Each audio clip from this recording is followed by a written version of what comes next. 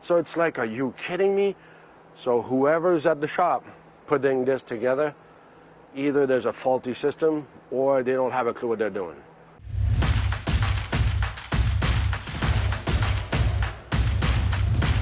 It's RV inspection day, and today we are in Tampa, Florida, about to inspect this used 2023. Yes, I said used 2023 310 RL Alliance Paradigm. Now stick around. We don't know what we're going to find, and neither do you. And our customer, she's up north in Michigan, crossing her fingers. We find nothing. We're going to update you at lunchtime and the end of the day.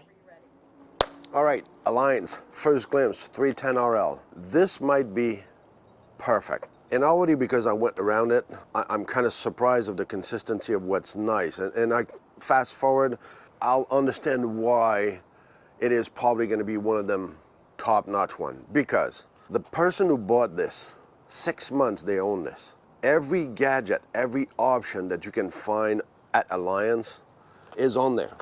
So I'm talking about slide out toppers. I'm talking about generator, propane. I'm talking about 3 lithium batteries, Bluetooth setup. This is hydraulic brakes, solar panel. So you can see that every gadget has been put in this rig.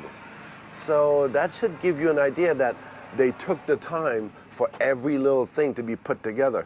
So compared to the regular production line, when you have a lot of items like this, they spend a lot of time on the unit because they gotta add this, they gotta put this.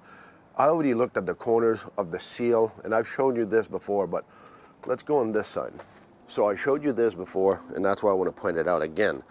Laurel just said, it's not even dirty. But see the seal that goes there, the sealant that's right at the end? Those are those little details that I'll catch on quick to see who built it, how it is. And I know they typically have an issue with the front slide out, so I already went there, and whoever built it, whoever was on it. So everything has been taken care of. I don't have any issues underneath. I mean, everything looks so far really pristine. I'm gonna test you here. I wanna see if you can listen when you are given instruction. I want you to take your phone, because now you're watching like this, whoever's on their phone. Turn your phone upside like this, and go at the bottom, and you know where it does this little thing? Click on that thumbs up. I wanna see the difference. If you click on that thumbs up, so it pushes us out there. You want people to learn what we're talking about, what we're teaching, it's the perfect timing. Take that phone, put it like this. And whoever's watching the TV right now that says, well, we can't run TV, grab your phone. I know it's right beside you. Just go in that video and just click the thumbs up. You don't have to watch the video, I'm just saying. We'll see if you listen. All right, I gotta bring this topic up because I always try to bring something to make you discover what you're looking forward to. We catch up with our customer yesterday. They picked up their rig, a nice Super C. They tell us the story, so I want you to be aware, because this is the MO of dealership. And dealership, if you don't like this, correct your way of doing business, because this is what you do constantly. Oh, but we didn't know our salesman did this. We didn't know the service department did this. It's always this walk around that people are giving you, and it's always the other one's fault. It's never your fault. Like this one here, yesterday morning, she called us up the day before the inspection. She says, oh, by the way, there's gonna be no propane on this.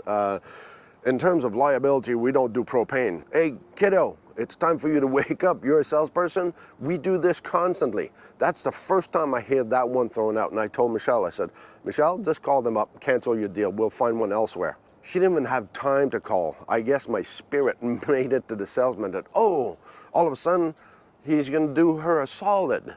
Do her a solid? Listen, you're dealing with older people here. We don't even understand what I'll do you a solid means. See, even that rank of respecting the customer, no, they think we're buddies. So just remember this. When your buddy tells you that you're coming to pick it up at 11 yesterday, my customer picked it up. She calls us at 5:45. We just got out, Pierre. You're right. That's exactly what they told us. That, well, you can't expect this to be perfect. So I think there was something like 28 points. I'd have to go back in a report, but it's not the principle. My point is, there's so many points we found, and she shows up yesterday, 11 o'clock, like she was told, shows up there, and, oh, who are you again? How much did you spend here? I mean, what's your name? So that's the bull crap you're gonna deal with. So I always tell you, the day you think you're gonna pick it up, Here's another story. Most likely you won't. So she shows up, she talks to the salesman. He said, well, you sent me this report, but you wanted me to fix those things? Okay, why do you think she sent that CRL list, you numbnut? I'm trying to be careful of the words that I use now. So again, I'm talking about the MO of the dealership. So you show up there, it's 11 o'clock. Isn't that funny? It's 11, just before noon. So you left home, you didn't eat, you're ready, so you're gonna pick it up at 11. So that means that by noon you're thinking, oh, I'm gonna jump in it and we're gonna go to the restaurant. Bring your lunch and figure a night out where you're gonna pick it up. These people were lucky, they were half an hour from the dealership. 5:45 last night, they called us and they said, no, they didn't have time to fix everything. And even the staples that was in the roof, oh, they didn't know about that. And as a customer, I wasn't allowed to take a ladder to go check that staple to show them. Because they had to show, like she said, I have to show them everything that you specifically put on picture that is clear as day. But all of a sudden, oh, well, we'd like you to show us what they found. This is the hindering in this industry. So we are a nuisance and we are threatening their deal, and that's why they don't like what we do. And that's why they try to put stuff in between the dowels so we actually trip over, and so do you. So that's what I'm trying to teach you. When you go there, don't expect you're picking it up. And please do not, because this is the MO. Oh, well, we'll put a service guy while we go to finance for you to sign the paperwork. No, no, no. That's why I asked the customer, did you sign? She says, no. We're going back tomorrow and we'll see tomorrow if it's going to become ours. And the sales manager even told her that, well, no, before we agree on making those, it's got to be clear if it's for the service department or the sales department. Remember when I tell you that you send your CRL to the service department, not the salespeople. Salespeople don't give a about you or the service department. It's two different departments. Sales wants to put what they will fix on this on a name of a person. You haven't bought the rig, you just put a deposit. And that's exactly what she did, and I was proud of her. So we'll see. Tomorrow for her is today. She's gonna pick it up. We'll see how that goes. So we'll hear about it at the end of the day. But just remember those details. So they will make you hangry just to piss you off. So you will say, you know what, I'm done with this, we're leaving. And you become aggressive, and that's when you shut the deal, sign, and say, you know what, yeah, I'll come back. That's exactly the purpose. So just keep this in mind, remember. So for me, now I need to go to work because this will be fun and interesting. It already looks good, so it should be a good day, and hopefully we'll make her proud and satisfied with what she's gonna pick up. Let's just cross a finger. We'll see you at lunchtime. All right, lunchtime recap. So you know we're here for our new best friend. You become a new best friend. There's a couple of things here, but we're having a lot of trouble also electric-wise. So I don't know who had this, but this safety switch, it's for the brakes. You can hear it, it's working. But this should be here, and it should be stated. And I try to clip it back, and it doesn't stay. Then, this is 6 months old, so I don't know who and what dragged this. And this, by the way, was all tucked in. As you can see, it's all curled in, tucked in there, because they don't want nobody to see it. I've got this corner, so you can see the crack here, and I can feel the paint. Normally this is a sticker, so this would actually peel off. This, it's actually been painted. So there is something, most likely somebody hit a corner and cracked this fiberglass, or it was done directly at the lines. I don't know. It's just a statement, nothing to break a deal, but that's what it is. So far everything's been good on this. The problem I have is right on this corner on the roof. We got this pinhole on one side, and on the other side, I also have some by the trim rail that hopefully we'll be able to see, but it's minimal, but that's what I have on top there. So coming back down here, this nice, beautiful box is my big culprit. I got a big problem with this. It affects a lot of things inside. Now it's blown, so it's not working. This seems to be attached on this wall, the microwave and the AC on the roof. So if this is not working, I don't have AC if I'm plugged to 50 amp.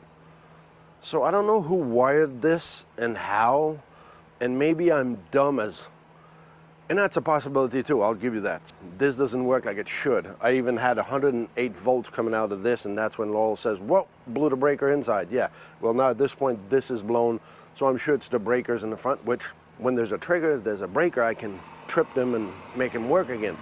This, no, those are the fuse you got to change. So there is an electrical issue on here since we're here this morning.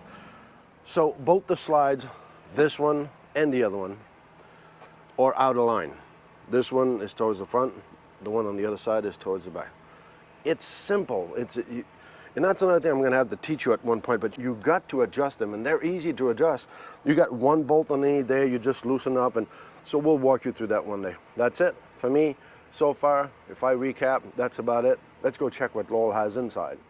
So it's lunchtime, and I'm going to start right here in the bedroom, which, lucky for our customer, they have left this beautiful pillow top mattress. I'll tell you, I could take a nap. But I was down here doing my floors, and I realized that this right here is extremely loose. Now, I don't know if this has anything to do with the paint missing on the thing that Pierre told you about, but I just needed to mention this to my customer. But as I was doing my walls, I ended up in the bathroom. Now, you know I saved my water. I can already tell you, something's gonna happen when I do my water today. So I came in here, and when I was down here at the base of the shower doing my wall, I noticed this gap, and I'm like, okay, well, that's really strange. And then I started realizing that the shower isn't even attached, nor is the shower wall. As you can see, I'm able to move it right away. So I don't know what happened there, but tell me in the comments below, what do you think's gonna happen when I turn my water on? You let me know in the comments below. So the other issue that I have is my refrigerator and my freezer. So I always put thermometers in there first thing in the morning, right? So I put it in my fridge, and when I try to open the freezer, well, this time it worked. It comes out lopsided. Every time I try to open up the freezer, I'm not sure if it's gonna open or not. And so let's try it again, let's see. And sure enough, when I tell you that it's not gonna open, it's not gonna open. So what's she gonna do if she's hungry? Okay. So I was testing my microwave, and everything kind of went off. I have no power in this particular wall. So I thought, okay, well, I'm gonna go to my stove. Well, that's kind of stupid. I can't even do my stove because there's no power, even though it's propane. And the fireplace, the only thing that was working is my radio. So the radio's working because it's on 12 volt, which is a different system. So as you know, it's lunchtime. So should we be calling our customer and letting her know? Would these be deal breakers for you? Let me know in the comments below if this would be a deal breaker for you and it's only noon. Remember what Pierre said to you this morning? Turn that phone up, give us a thumbs up, just hit that like button. That helps us in the algorithm, and it's going to just push more of our videos out there into the world. People need to know about RV inspections. Share with all your RV friends. So we'll see you at the end of the day, and I'll update you then. End of the day recap. Another alliance.